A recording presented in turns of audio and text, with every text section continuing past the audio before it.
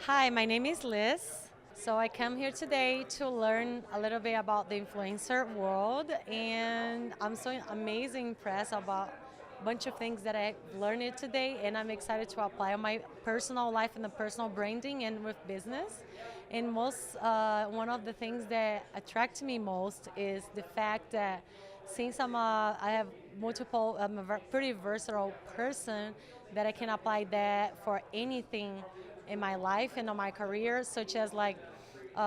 one of the projects that I have going on called Brazilian Socials, and the entrepreneur side with my entrepreneurship and friends. I'm excited to share with them about that as well, and in a personal branding, which is like as an influencer, and build that branding with